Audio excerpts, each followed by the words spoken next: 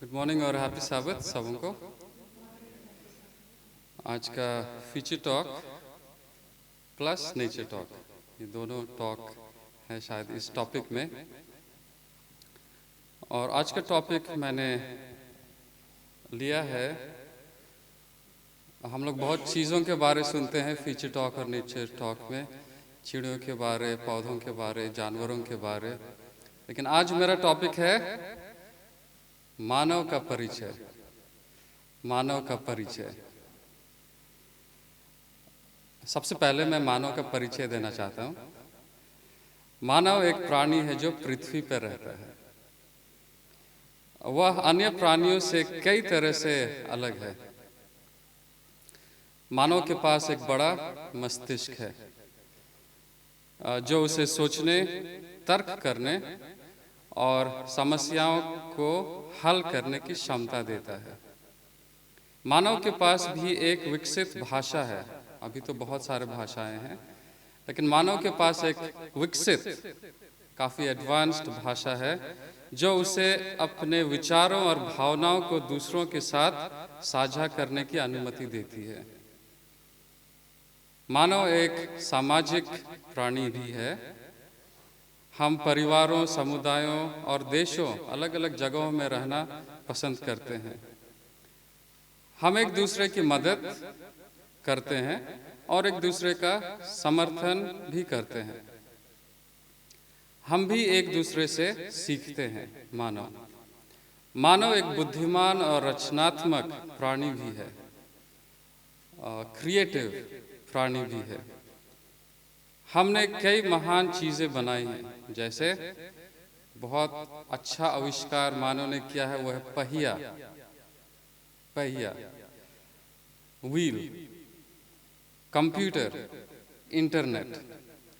हमने भी चांद पर उतरने जैसी अद्भुत चीज़ें की हैं।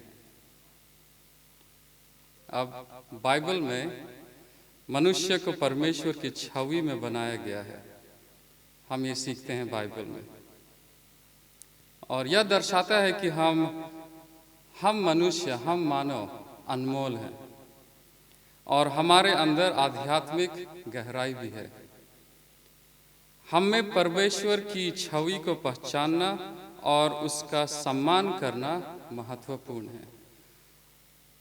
हम मानव होकर के बहुत सारी चीज़ आविष्कार किए, हमारा सोच समझ, हमारे भाषाएं हैं, लेकिन बाइबल हमें सिखाती है कि मानव मनुष्य परमेश्वर का छवि है और मनुष्य को स्वतंत्र इच्छा के साथ बनाया गया है। परमेश्वर ने मनुष्य को या मानव को स्वतंत्र इच्छा के साथ बनाया है। इसका मतलब है कि हम अपने निर्णय लेने के लिए स्वतंत्र हैं। हालांकि यह स्वतंत्रता जिम्मेदारी के साथ आती है। हमें अपने निर्णयों के परिणामों के लिए जिम्मेदार होना चाहिए। और बाइबल में हम सब जानते हैं ये कहानी कि शैतान ने आदम और हवा को एक सर्प के रूप में प्रलोभित किया और उसने उन्हें परमेश्वर के आदेश का उल्लंघन करने के लिए उकसाया और निषिद्ध फल, जो फल नहीं खाना चाहिए था, उसे खाने के लिए प्रेरित किया। शैतान ने उन्हें बताया कि अगर तुम ये फल खाओगे तो वे परमेश्वर की तरह हो जाएंगे और बुद्धिमान बन जाएंगे। आदम और हवा ने, हम सब जानते हैं, आदम और हवा ने शैतान की बातों में आकर फल खा लिया और इस तरह उन्होंने परमेश्वर की आज्ञा का उल्लंघन किया। मैंने मानव का परिचय दिया और फिर बाइबल से हम लोगों ने सीखे कि मानव या मनुष्य परमेश्वर की छवि में बनाया गया है। जब पाप इस धरती में आया तो बहुत सारे पाप आ गए, बहुत सारे तरह के पाप। मैं आप लोगों से जस्ट कुछ 1 मिनट में या 1.5 मिनट में कुछ पाप जो मानव करते हैं उनके बारे में बताना चाहता हूँ। कुछ पाप जो मनुष्य करते हैं। सबसे पहला कार्य के पाप, जिसे इंग्लिश में कहते हैं सिन ऑफ कमीशन, कार्य के पाप। एग्जाम्पल जैसे लालच, ईर्ष्या, चोरी, झूठ, मूर्ति पूजा, घमंड आदि, ये हैं कार्य के पाप। और दूसरा है चूक के पाप। चूक के पाप मतलब सिन ऑफ ओमिशन। कुछ चीज़ हम लोग जानबूझ करके नहीं करते हैं, कुछ चीज़ हम लोग जानबूझ करके अपना आँख बंद करते हैं, कुछ चीज़ हम लोग जानबूझ करके हम अपना मुंह बंद करते हैं, ये भी है एक पाप। कुछ एग्जाम्पल, प्रार्थना न करना, बाइबल न पढ़ना या धार्मिक सेवाओं में भाग न लेना, यह भी एक पाप है। और ये किस तरह का पाप है? चूक का पाप, सिन ऑफ ओमिशन। और स्वयं का ख्याल न रखना, नेग्लेक्टिंग सेल्फ, ये भी एक पाप है। न्याय के लिए आवाज न उठाना, यह भी एक पाप है। अगर हम न्याय के लिए आवाज न उठाते हैं, चुप रहते हैं, तो ये भी एक पाप है। तीसरा, विचार के पाप, sin of thoughts. Sin of thoughts, लोभ, आत्म प्रशंसा। कभी कभी हम सुनते हैं या कभी कभी हम भी करते होंगे या सुनते हैं आत्म प्रशंसा। शेखी बखारना, इसे इंग्लिश में बोस्टफुलनेस भी कहते हैं, शेखी बखारना। आत्मदया, कभी कभी हम बहुत सेल्फ पिटी करते हैं कि लाचार हैं हम, तो सेल्फ पिटी, वो भी एक पाप है।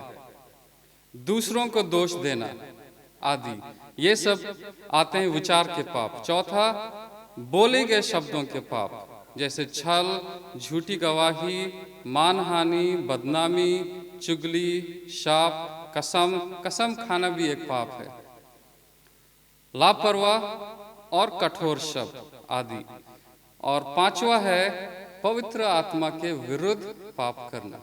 अब पवित्र आत्मा के विरुद्ध पाप करना ये क्या है? पवित्र आत्मा के कार्य को जानबूझकर अस्वीकार करना, परमेश्वर का जानबूझकर किया गया अपमान है। अगर हम जानते हैं कि पवित्र आत्मा की तरफ से है लेकिन हम लोग उसके साथ नहीं हैं, तो हम लोग जानबूझ करके परमेश्वर का अपमान करते हैं, ये एक पाप है। परमेश्वर की कृपा और दया को जानबूझकर अस्वीकार करना, हम तो जानते हैं कि हमें क्या करना चाहिए क्या नहीं करना चाहिए, हम सब जानते हैं, लेकिन अगर हम जानबूझ करके वो चीज़ सब करते हैं जो नहीं करना चाहिए, या जानबूझ करके हम वो चीज़ नहीं करते हैं जो हमें करना चाहिए, वो भी एक पाप है। और किस तरह का पाप है? पवित्र आत्मा के विरुद्ध पाप। परमेश्वर के प्रेम के विरुद्ध अपने हृदय को कठोर बनाना, ये भी एक पाप है। और अपने पापों का पश्चाताप करने से इनकार करने का जानबूझकर किया गया चुनाव, यह भी एक पाप है। और बाइबल कहती है कि सारा पाप माफ किया जाएगा, लेकिन वो पाप जो पवित्र आत्मा के खिलाफ किया गया है, वो पाप माफ नहीं किया जा सकता है। शैतान के प्रलोभन की यह घटना हमें सिखाती है कि हमें परमेश्वर की आज्ञाओं का पालन करना चाहिए और शैतान के प्रलोभनों का विरोध करना चाहिए। हमें अपने मन, अपने विचारों की रक्षा करनी चाहिए और हमेशा परमेश्वर की ओर देखना चाहिए। बाइबल हमें सिखाती है कि मनुष्य पापी हैं। जैसा मैंने आज का फीचर टॉक या नेचर टॉक है मानव का परिचय, लेकिन बाइबल हमें सिखाती है कि मनुष्य पापी है। इसका मतलब है कि हम परिपूर्ण नहीं हैं, हम परिपूर्ण नहीं हैं और हम गलतियां करते हैं। हालांकि परमेश्वर ने हमें क्षमा करने और बदलने का मौका देते हैं। मानव एक बहुत ही जटिल और दिलचस्प प्राणी है। मानव एक बहुत ही जटिल, बहुत ही कॉम्प्लेक्स और जटिल प्राणी है। हम अभी भी अपने बारे में बहुत कुछ सीख रहे हैं, लेकिन चलिए हम लोग याद रखें कि हम पापी हैं। हम क्षण कभी कभी पाप करते हैं, चाहे हमारे सोच से, हमारे बोली से, पवित्र आत्मा के खिलाफ, लेकिन परमेश्वर हमें क्षमा करते हैं और हमें बदलने का मौका देते हैं। तो परमेश्वर इस फीचर प्लस नेचर टॉक के थ्रू हम सबों को आशीष दे। धन्यवाद।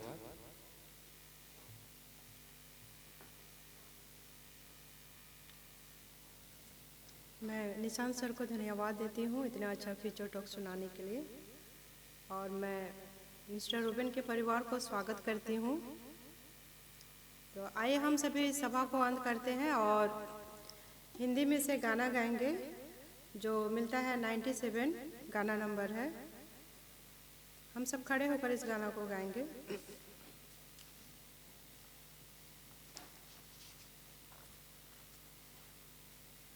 बिना दे शुरू कर दीजिए।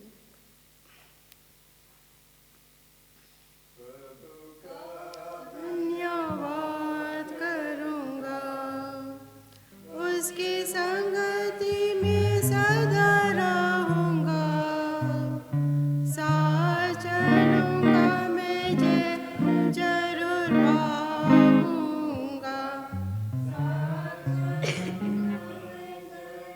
जरूर पाऊंगा। प्रभु का धन्यवाद करूंगा, ना देगी मुझे दुनिया कभी भी कोई सुख और साथ यारा, ना देगी मुझे